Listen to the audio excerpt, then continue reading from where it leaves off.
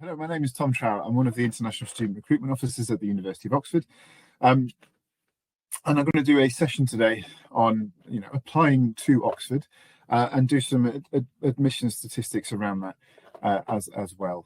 I guess hopefully maybe I'll be able to get a thumbs up from Celia or just a comment in the chat that everything's working fine.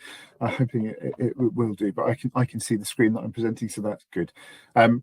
So moving forwards, I'll go through some stuff, and then I guess we'll take questions if there are any questions later on. I just wanted to first off just put out the fact that we in the international recruitment team will be putting on online sessions for all international students and international teachers and counsellors throughout the year.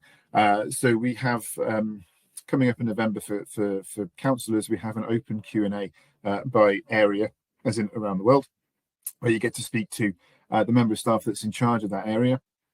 And then from next year in January, we will have a college info session, course spotlights, UCAS sessions, and then we progress towards throughout the year, we have different topics. Whereas for students and parents, so that's prospective students and parents, we will have initially quite broad sessions for just applying to the UK and Oxford in general. And then as we go through the year, we have sessions that specifically focus on aspects of the application cycle as well. And we finish that in June with the personal statements and super curricular sessions, which is when we start to suggest that students think of these things. What I wanted to do first off, though, was just go through some general data with regards to international students, and then have some Canadian lilt to the information itself. These are for the 2022 entry stats. So these are students that applied in 2021. So of that, we had just under 7,500 applications from international students overall. Of those 7,500, just under, was 109 Canadians. With regards to our of that cohort, so the cohort of applications that we got for 2021, of which just around 24,000, I think 24,000 applications last year, just under a quarter were non-UK students as well. And that actually is quite similar to our undergraduate population of international students too. Over the past 9-10 years, our applications from international students has actually 101%. So it's a big old increase over the past 9 or 10 years as well. So we have had more international applications as we've gone along. During that time, though, we've had an 8% decrease in EU student applications. So it's just showing there that fewer applications from the EU, and therefore more applications from students around the world and outside of Europe, which is quite interesting. This is just a graphic visualization of those applications. So as mentioned, it was around 24,000 last year, slightly higher the year before, and applications have been gradually increasing. Similar with international applications as well. So they were gradually increasing, sort of leveled off after the pandemic itself, gone slightly down last year, and then this year we've only just had the deadline go, which means that currently we're still processing those numbers of applications, and we won't be able to give an exact idea on the breakdown. But again, I know it was around 23,500 applications as well. Yeah, it's pretty much stayed the same. Sadly, as I said, I'm not able to give the exact figure of international student applications because we don't actually have those yet. But it's just to give you an idea about the breakdown. What we also have, which is quite useful to show, is the offer rate. So again, over the same period of time, these are the offer rate being essentially the percentage of the applications that we've had, the percentage of those students who receive an offer to study at Oxford. So as you can see here, we've got our three trend lines. The blue line at the top there, that is the UK offer rate. Then you've got the amber offer rate, which is for the EU, and then you have international offer rate, so outside of the EU. So again, beforehand, this is I guess before Brexit coming in and everything else of that. So you can see that the EU offer rate recently has dropped a bit, while as the other overseas offer rate has jumped up slightly. I guess that's it's kind of around 9%. So it's one, just under 1 in 10, whereas the UK offer rate as of last year was about 19%. So that just gives you an idea of that. And we can break it down further with regards to how does Canada compare in 2022. So as in 2022 entry again, so this is from last year. So Canada, you can see there we had 343 applications. 74 of those applications made it through to shortlisting, as in to interview itself. So that's around a quarter. And then 24 of those shortlisted interviewees were given an offer. So that's a 7% offer rate. So it's 2% under the average international offer rate that we just showed you there, and it's one of the lower ones with regards to the countries that I've put on here. So yes, there is that. There may be many reasons as to why that's the case. It's still a relatively good shortlisting percentage though, with regards to those students going through to shortlisting. As you can see here on the top right, this is the past 5 years worth of applications and application data with regards to just Canadian. So we've actually had a gradual increase, very slow, sort of plateaued a bit, and then has shot up over the past couple of years with regards to applications. But shortlisting numbers, the percentage of that, it's kind of been around up and under 30. However, the most recent year that dropped down a bit. So there is that. It's really tough to figure out why these are the cases. It's usually down to being able for a student to put in a competitive application, as well as and all of those things within that. I will go over later with regards to what the university looks for with an application like that. What I do have here, which is quite interesting, is the breakdown of the applications from Canada and all applications. So on the right hand side in the green, that is all of the just under 24,000 applications last year, and the breakdown of the top 10 courses. In this instance, PPE pretty much is always at the top every year. So you've got PPE, medicine, maths, law, economics, all the way down there to chemistry. And then on the left-hand side in the blue is the course choices from those 343 Canadian applications from last year too. So as you can see, 17%, which is quite a lot. So just nearly double the all applications went for PPE. Then a bit of a drop down to law. Then again, we've got medicine and economics and management on the same. And then you've got a couple more now. We do have lots of courses. I'll go over those as well later. I guess when we look at why maybe some of the students aren't getting those offers, PPE, as we can see on the right-hand side, is a very popular course. So if 17% of those applications were for PPE alone, there's just more students around the world and in the UK applying to PPE, and therefore is a very competitive subject to get into. I mean, Oxford is generally with regards to our undergraduate courses, but PPE even more so. So that may be a reason why those students aren't getting in. And similar with, I guess, law and medicine, really. So law is in the top 4 of all applications. So again, quite competitive. Medicine is also second most popular, or joint second most popular with mathematics from all applications again. And the added challenge that international students have with medicine in the UK generally, not just at Oxford. So medicine is already very competitive. Medicine at Oxford University is even more so. And we are capped by the government with regards to the amount of places that we can have for our undergraduate medicine numbers. So that's capped, I think it's 7.5% of our numbers, which puts us at about, I think it's 12 or 13 places alone for international medicine students at Oxford. So again, if 7% of those applications for Canadian students to study medicine at the University of Oxford, what is already a very competitive degree to get into is even more competitive because those places are capped. All the other courses, there's no cap, obviously, so just to point that out, but with medicine there is. So that could be another reason why the shortlisting rate and therefore the offer rate could be seen as slightly lower, because the top 3 subjects that we have here are in the top 4 subjects of all applications, PPE being very competitive, law being very competitive, and medicine having this cap on it. So that could be why that is occurring. But just useful stats to be able to show you there.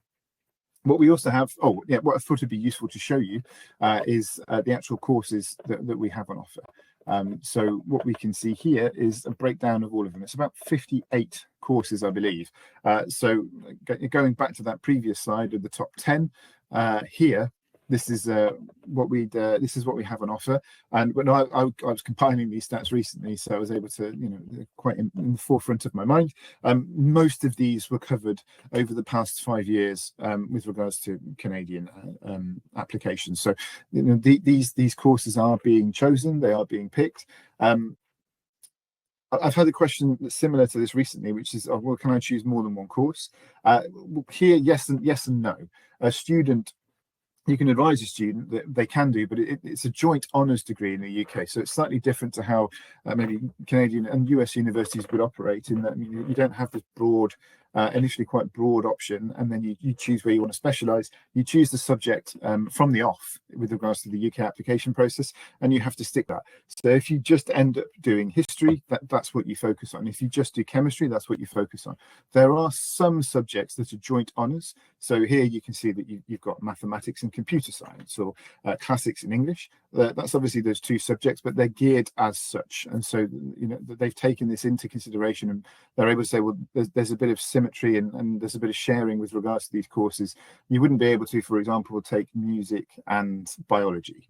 You have to choose one or the other. And that's really important with regards to what I'm going to move into next, which is the actual applying bit, which is actually applying to Oxford and the process that a student has to go through. But it's a pretty busy slide, but it's useful to show that even though those were the top 10 courses that I showed on the previous slide, there are many options for students to choose from. So yeah, I'm going to now move on to the applying part of this presentation, which is quite useful, hopefully, because there'll be some really interesting information. If for those of you who may have heard this before, it's a good chance to refresh. If anybody new to somebody applying to Oxford, then hopefully it will be quite useful to hear as well. The most important thing that one of your students will go through or has to think about is when they choose a course. This is really important because this is the thing that they're going to be studying pretty intensely for the next 3 to 4 years, depending on the course, potentially 7 if it's medicine as well, although as you said, it's quite hard to get into, but it is the most important decision a student will make, because they again, they'll spend the time doing it, but then they have to justify to the university and to the admissions tutors and to the application process itself. They have to justify why they want to study that subject, and if they're unable to do that initially, then that subject may not be the best choice for them. So it's really important that they get their course choice right. And with regards to getting in, we have admission requirements. So there's different aspects to the application process, which I'll go through, but ultimately it will hinge on them being able to get a particular grade or score in their school leaving qualifications to be able to meet an offer. So when they're given an offer, it will be conditional on particular scores that they get. Now, we understand that many Canadian students may take the IB, or they may do SATs and APs. So we do actually accept both of those as part of entrance requirements, and we have a page, so you can see on the bottom right here, it's ox.ac.uk/intquals. So that's INTQUALS, which is international qualifications. On that page, it's got an A to Z of every country in the world, and it will have a yes or a no for yes, we do accept this, or no, we do not.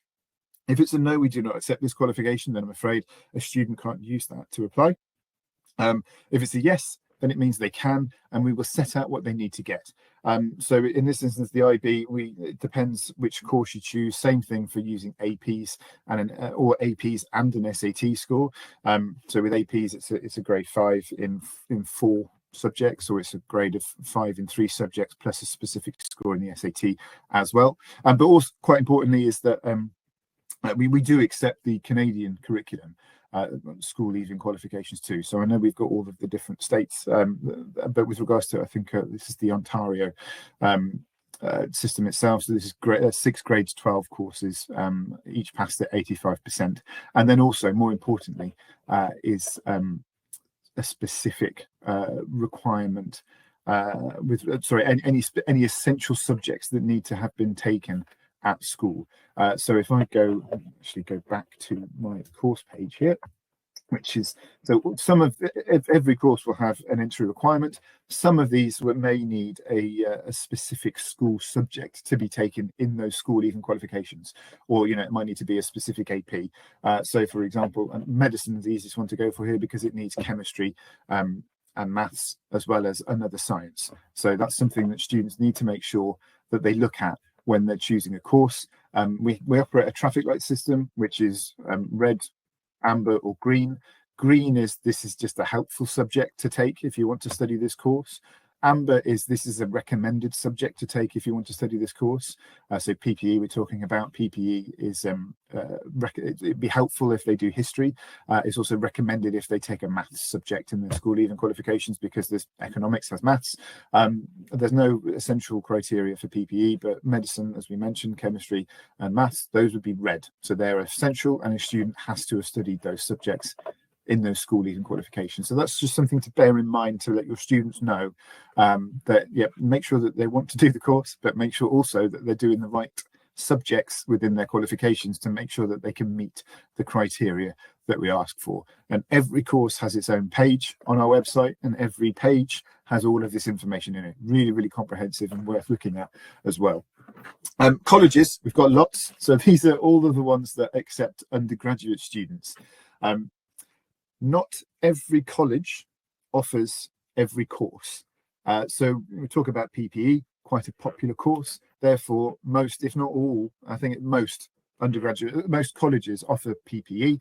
Whereas if we think of something like theology and religion, it's a much more niche subject, and therefore fewer colleges offer that subject to be taught at their college. Now, this is important because I'm also going to be talking about college preference, because we don't have a centralised campus at the University of Oxford. You have the city, and you have all of these colleges dotted around the city, and a student will be attached to that college. They will live in that college more than likely, and they will learn and they will be taught in that college, as well as the department, but it will happen in the college too. And of course, if that college does not offer that course, then that student is unable to study there, which is why I have a slide on college preference, which is college preference or open. So the two options a student has when they make an application is to put in a particular college, or they make an open application. There is no advantage or disadvantage to open. There is no advantage or disadvantage if a student chooses a particular college with regards to their application as a whole. So really, really useful to say this multiple times to you now, and let your students know that it's not something that they should get anxious about and get worried about or spend time and energy on. Mainly because if they do make a particular college preference, around a third, so 33% of students that do make a college preference specifically, get an offer from a college other than that college. And obviously with an open application, it doesn't matter. Their application will be processed by a college that offers that course, and they will more than likely be given a couple of different interviews from different colleges, and may end up getting, they'll get an offer from a college. Someone who's made a particular preference could get an offer from that college or a different college entirely. So again, it doesn't really matter. Why they may choose a preference is actually probably more based on this sort of purplish box centre bottom here, which is college facilities and location and other things. So if we think about size and age, some of the colleges are larger than other ones, others are smaller. So if a student wants to go into a larger college with more people, they choose that. If they want to have a slightly quieter college, they choose a smaller one. It may be that they want to go in one of the really fancy old colleges that look beautiful, but the rooms could be quite small and pokey. They're probably going to be slightly colder because they're older. They may be draftier as well because they're older, or they may choose to go into one of the newer colleges that have put up new accommodation recently, and therefore the rooms may be more modern, less drafty, have an ensuite, all these different types of things. So those may be the reasons why a student chooses. Similar with location. Some of the colleges are smack bang in the centre of Oxford City, right on the high street. So Brasenose and Queen's, they're right on the high street, so therefore they're right in the thick of it. Some of the colleges are around the science quarter, so where a lot of the departments are based. Other colleges are a bit further out by the river, or in a water meadow, or a university. Sorry, not a university, a city park. One of them is called University Park. So Lady Margaret Hall, so LMH, or St Hilda's, those are further out of the city centre and in these parked areas. So therefore, a bit of a longer walk to get in, walk to get to classes or to the department, but maybe better suited. So again, that is a reason why a student may choose that college preference. There's no real way to game the system or think, oh, well, there's fewer applications here, I've got a better chance of getting in. That is not the case. So again, students shouldn't really be worrying about their college preference. So that I wanted to set that up before I go into what is the timeline and the application process itself, which is, excuse me, this is what our timeline looks like for this year just gone. So we haven't actually updated for next year yet, and we are currently, the 15th of October, 6 p.m. in the UK is the deadline for submitting an application for next year's entry. So that means that now it's all shifted on. I'll be talking about the application process for next year, although I can touch on interviews for this year as well, which should be quite useful. But yeah, we haven't actually updated the timeline for next year's application process, but the deadline pretty much is always the same, which is the 15th of October, 6 p.m. UK time. However, if these change, then obviously the website will be updated with that information as soon as it needs to be. What we're going to look at, though, is I'm going to break down this application into the subsequent pieces and just go over each bit to make sure that you know what you can pass across to your students, what they need to do, and so you have an idea about it as well. But I mean, as you can see here, first off, choose a course, as I mentioned, the most important decision they're going to make. Then college or open application, because they have to make one or the other. And if they've got a preference for a college, this is when they do it. Then they've got to fill in the UCAS application, which is what they would have to do if they were choosing to study in the UK anyway. Then if they need to, they've got admissions tests and written work, followed by interviews, decisions, and then the result is given in January after they've put in that application.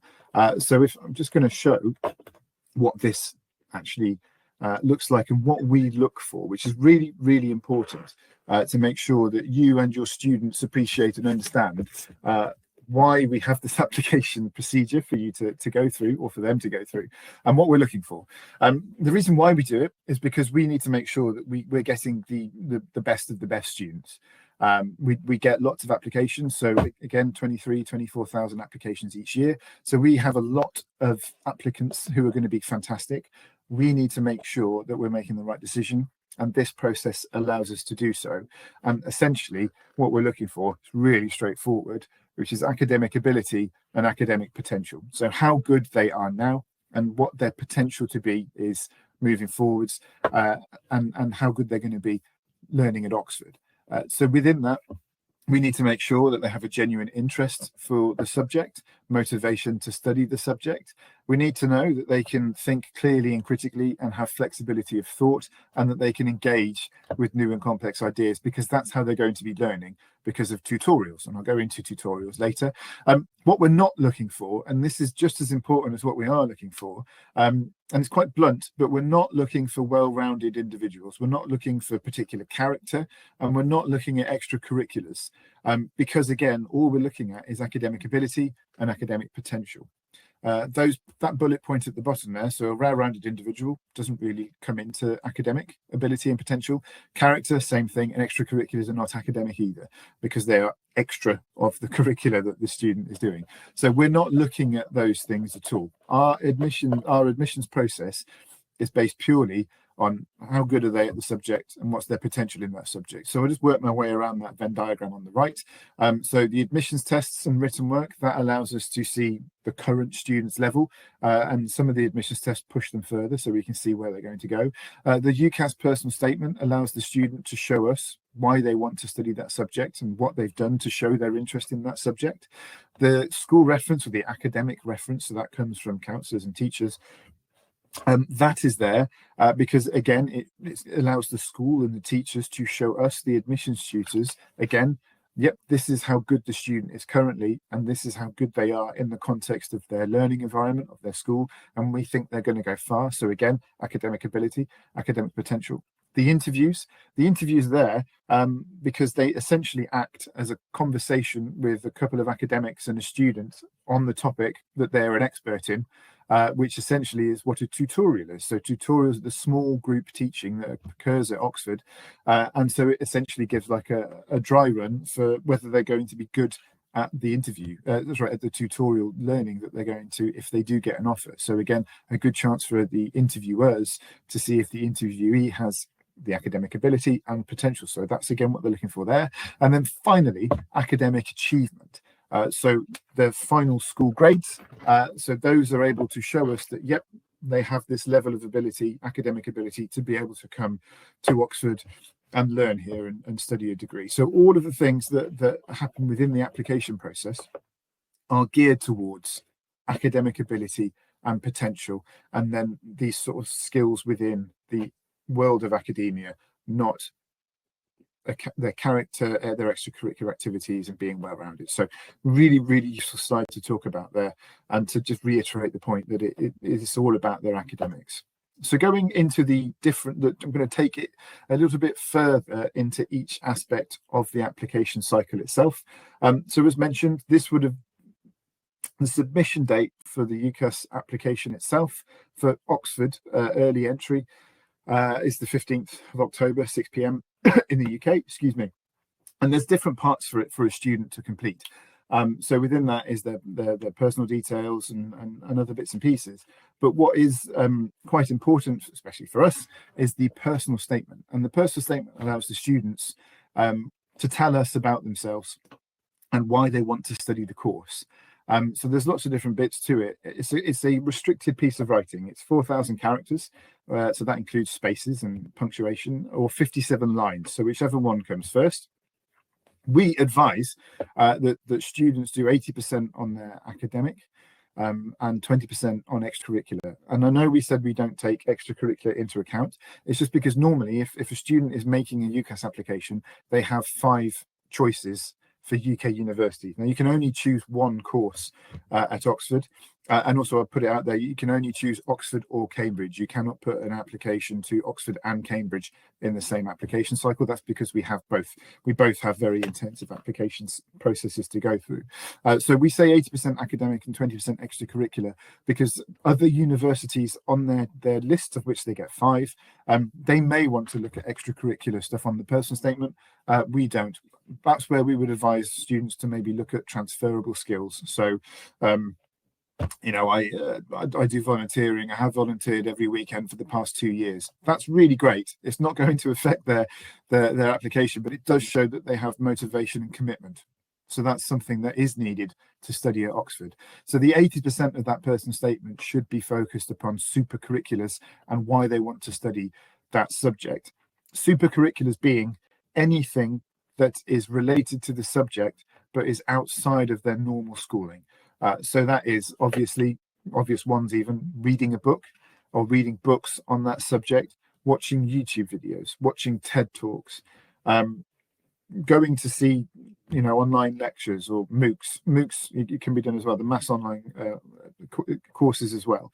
It can be, there's no magic bullet here. There's not one particular thing that if they do this, they've done really well. It's anything that piques their interest, that gets them to reflect on the subject and think about it further, essentially. It could be just one quote in a book that they read that made them think, yep, I love this. This is why I want to do it. And then reflecting on that.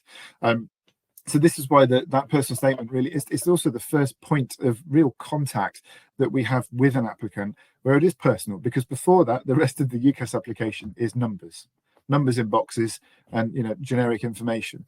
This is the chance for a student to actually show why they want to study the course that they've chosen, which is why it's also important to point out that if, when it comes around to putting a personal statement together, and your student comes to you and goes, I can't really think about what to write, maybe get them to rethink their course choice. Because again, it's really, really important that they get that right. If they're unable to articulate in the personal statement why they want to study that course, then red flags, alarm bells will be ringing. And there's a conversation there about, well, are you sure you want to study this particular course? because it's only going to get more intense and potentially harder from there on in to justify to the university or to the college, the admissions tutors, why they want to study that particular subject. So yeah, the UCAS application has the personal statement in, really, really important, as is the academic reference too. So that's obviously something that counsellors will write within that academic reference. And that's the opportunity to back up, essentially, yep, this student is great, this is what they get. And being specific is really important there. So saying that the student is a great fit and will be really good for Oxford and is motivated and determined, that's good.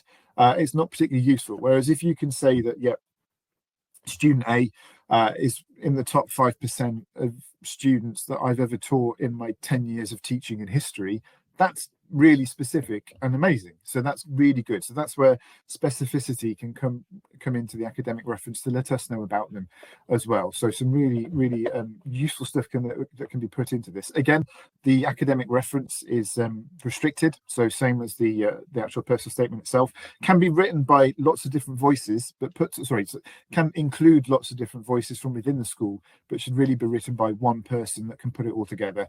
And normally this would be like the head of the year, or at least the teacher or teachers of the subject that's being chosen, and then it gets attached to the UCAS application as well. So one, very important, gets us to see lots of different things about a student and where they're at. Also, we have admissions tests. Now, not every course has an admissions test. Most at Oxford do, but not every course does. And the reason why we do admissions tests is because we get, as mentioned, a large number of applicants for many of the courses that we have. So, if we go back to, PPE for all applications was about 10%.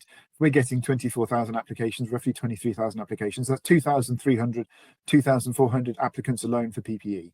And we know that if they've made an application to Oxford, we can assume that they're good applicants. What we want to do is to be able to look at that pool of good applicants on the same day, same time, give them the same exam, so we have the same cohort data, and stretch those people out from the good to the excellent. And it just allows us to be able to see where they are on that spectrum. And we know that the excellent ones will, obviously, if they do really well on an admissions test, then we can assume that their current academic ability is good and their potential academic ability is good as well, because the admissions tests are there to stretch students. So obviously you can prepare for these tests and you can do lots of things, and that's why they're really useful for us, because they give us both what is their current ability and what are they potentially going to move on to in how they do the answers. So that's why it's really, really useful for us, because again, we have applicants from all over the world, doing all these different subjects as well and different qualifications. So it's really hard to make these direct comparisons. So if we can do this one test on the same day with the same cohort, the same data at the end of it, then we're left in a really strong position to be able to look at that cohort, look at those students and go, well, great, well, they did a really good personal statement and they did really well in the admissions test. This is looking good. So there is that. One thing to remind students of, and now we move on to the bit where hopefully, if you have any students in this current application cycle, they should have registered for their admissions test, and the admissions tests are happening in the first week in November. So I would be suggesting that they look at practice papers, which are all online. So the university's web pages, if they go to the course, they'll be able to click on the university website, go to the course that they're looking at, see if they need to do an admissions test, and then they will be something about admissions tests, and then past papers. Practice, because the more familiar they are with those papers, generally research will suggest the better they do. So please do make sure that you tell them to practice past papers. And so, yeah, that's why we do them. They're really, really useful tool to help us assess. Now, some courses may have written work as well. This is really useful for your students because they don't have to redo an essay. They don't have to do a new essay in what is already a pretty intensive process. It's just a piece of work that they've written recently that has been graded by a teacher and is in English, which should be fine. So there is that. Now, again, not all courses need this. So if they don't, they don't. If they do, then that would be asked of the student. And it just needs to be an essay that's usually a specific word count that has been marked by a teacher. So that one's quite straightforward.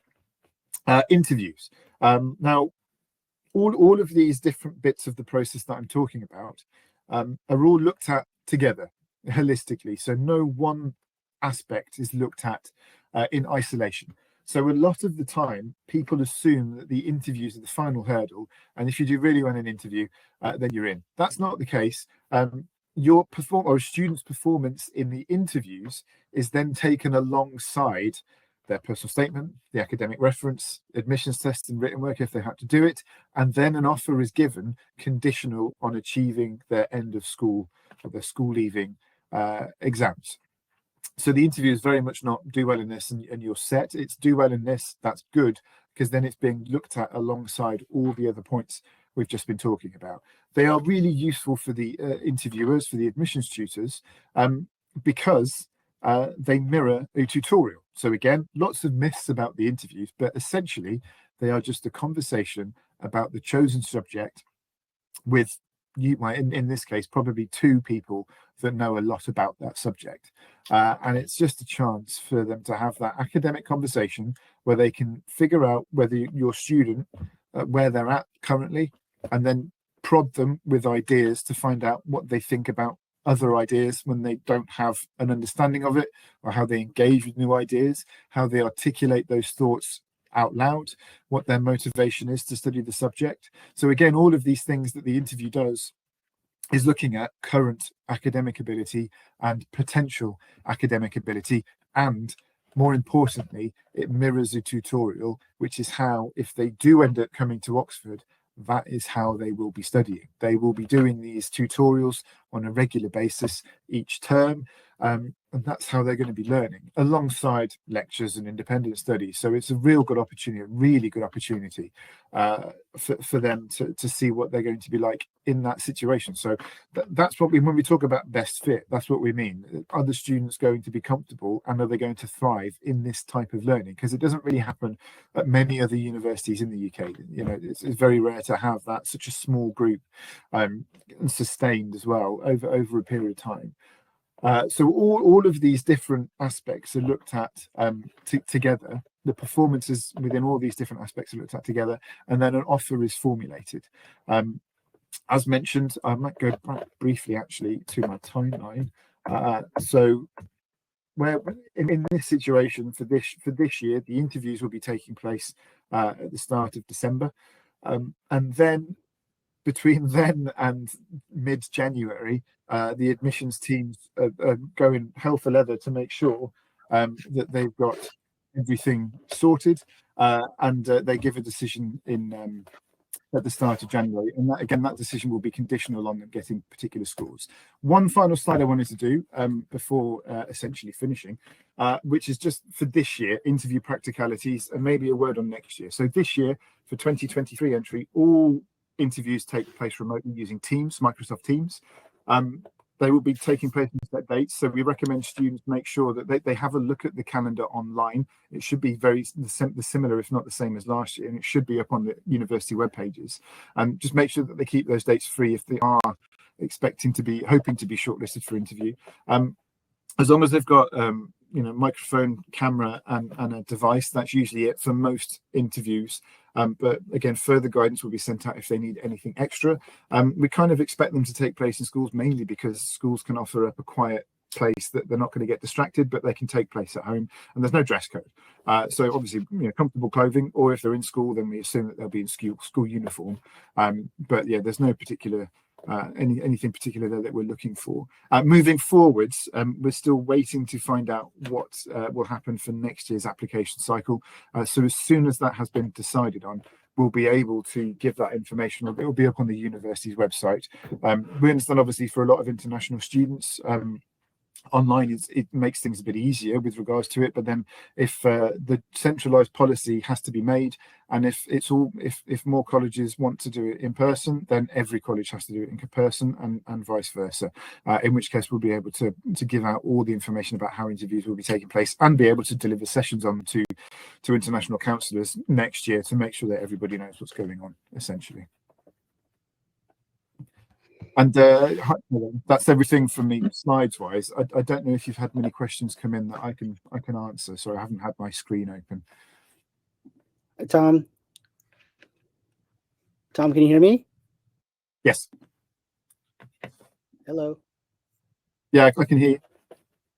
Oh, perfect. Thank you so much for the wonderful session, and thanks so much to our viewers who are here. There were a couple of questions that came in. If you don't mind, I can read one of them out to you. Um, just while we have you here, just one question regarding the admissions tests in terms of the content on the admissions. I know they're different for each and every group, or sorry, every program. But how early, and this is tied into age level as well, for students and parents that are at a younger age and they're looking to prepare, how early should they be preparing for these types of things, generally speaking? And is the level of content equivalent to a certain grade level of content that one would expect in any curriculum? Sure. Yeah. So it does depend on the subject, obviously, and different admissions tests will need different technique. That's probably the biggest thing here is technique. So if we think about the TSA, which is the Thinking Skills Assessment, which is useful because it's PPE, and as I showed earlier, PPE is the top choice for Canadian students, but also just every student anyway.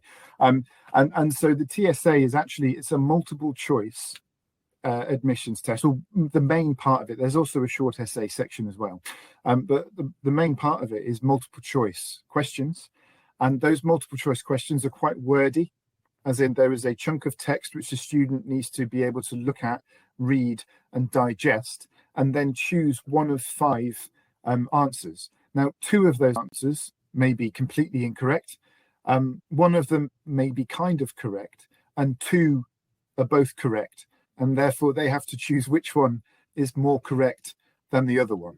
So that's not something that you can really you can't learn that by looking at curriculum, but what you can do is practice it and get used to being able to digest a chunk of text and be able to look at those multiple choice answers and try and figure out quickly which one is going to be the one that actually makes sense, because there's no negative marking in the TSA.